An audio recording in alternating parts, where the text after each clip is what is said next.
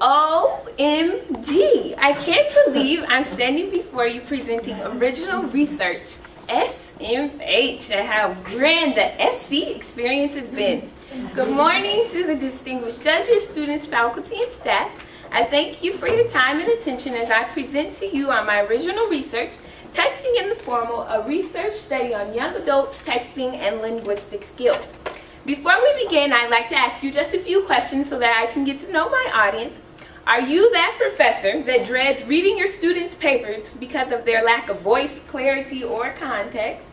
Maybe. Are you that parent who'd rather call your children because you can't keep up with the latest shorthand trends?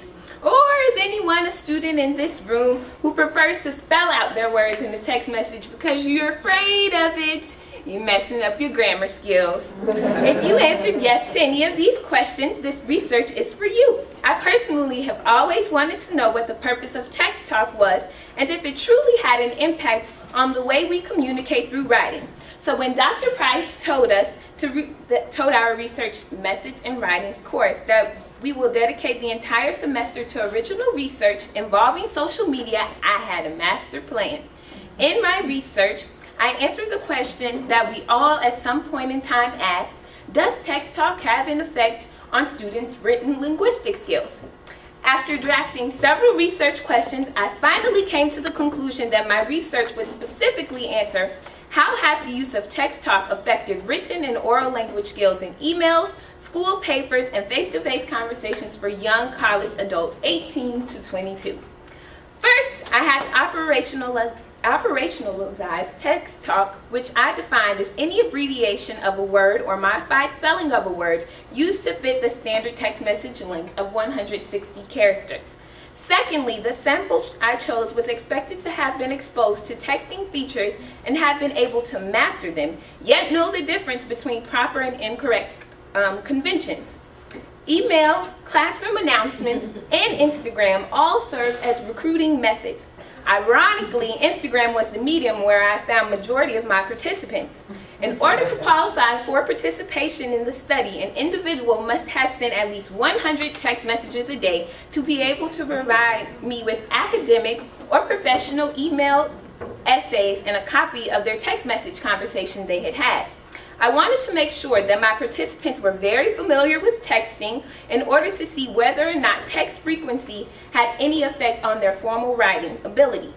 All of my participants were African American females and indicated that they used shorthand rhetoric, or what I preferred as text talk. Before I could make assumptions about texting and linguistic studies, I had to know what scholars have said about the topic. Many of the scholars came to the conclusion that texting does indeed affect the linguistic skills of their sampled groups. However, no one had yet to sample African American women ages 18 to 22. David Crystal, author of Texting the Great Debate, mentions that texting is like modern art. People will either hate it or love it. In his chapter, Why They Do It, Crystal argues that abbreviations speed things up, and whether or not people like it, the keypad was not originally designed with language in mind. Crystal believed that abbreviating standard English only made sense with QWERTY keyboards, which we communicate through today.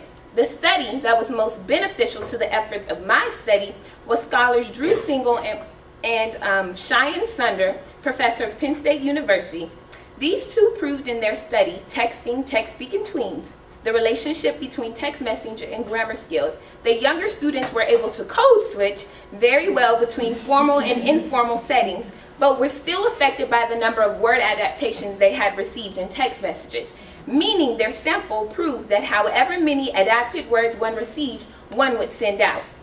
Based off findings of Single and Sunder's research, which involved 7th and 8th graders, I began to wonder if college students who are far removed from middle school were affected by the same adaptations, or if they were quick enough to code switch. An explanation of the consent form was priority before my participants submitted their writing samples.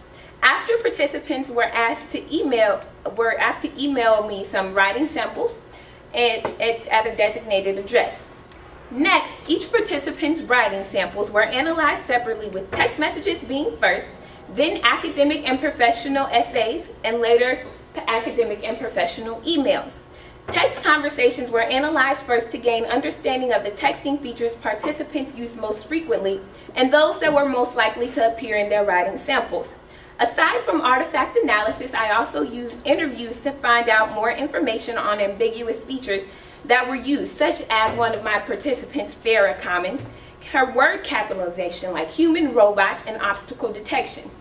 Informal interviews provided background information that I wouldn't have gotten from the other participants' writing samples, such as background information on the assignment, unique formats, or punctuation, unconventional wordings that may have had to be used for that assignment. I also tested my participants' ability to code switch by asking if they thought features of text messaging were translated into their writing, ultimately inquiring about their perceptions of informal and formal writing. My methods for this research study included drawing from Christina Haas and Pamela Takeyoshi's taxonomy of instant messaging features. Haas and Takeyoshi used the following categories to code their data: punctuation, letters, words, dialect, and metadiscursive markers. Within these categories, I added misused punctuation, absence of punctuation, added letters, capitalization typos, and shorthand or text talk. After creating the combined taxonomy of instant messaging features, each writing sample was hand-coded with the combined taxonomy to determine the relationship between shorthand, rhetoric, and students' grammatical skills. Hand-coded in various ink colors, each artifact was read once for content, a second time for unconventional punctuation or incorrected or abbreviated spelling of words, and unclear thoughts or run-on sentences. On average, each artifact was read about 3 times to make sure that each text feature was accounted for.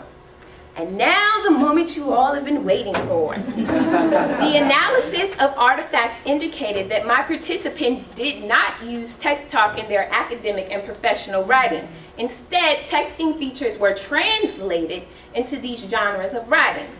For instance, no one used LOL or BRB in their writing samples provided. However, I noticed a reoccurrence in the lack or misuse of punctuation, providing run-on sentences, unclear diction and syntax.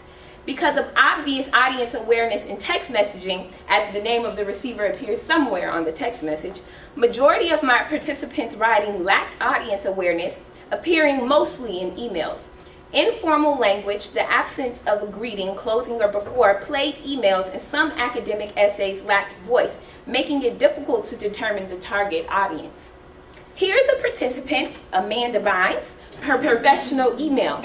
As you can see, the email is not addressed personally to her audience, and she fails to formally close the email. There are several punctuation absences causing her sentences to sound like one complete thought. Can anyone point out where Ms. Bynes illustrates her use of text talk in the formal email? And we are able to see her use of text talk here in her text message to her cousin Donna. Amanda's text conversation includes the use of words like OMG, and she lacks punctuation throughout.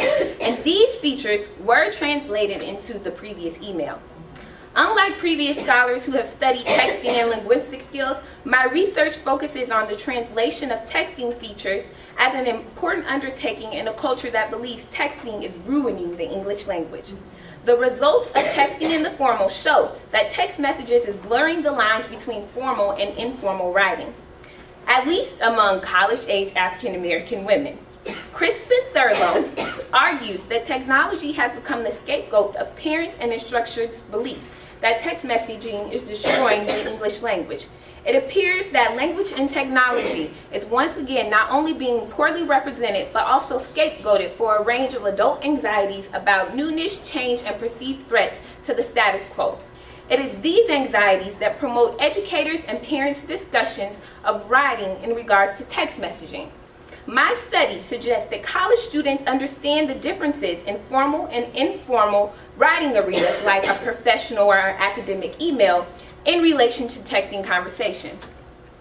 I have suggested that students are able to code switch between formal and informal writing settings, but students are still affected by their daily use of texting features in the informal writing arena, as texting features are translated into their informal writing. Thank you.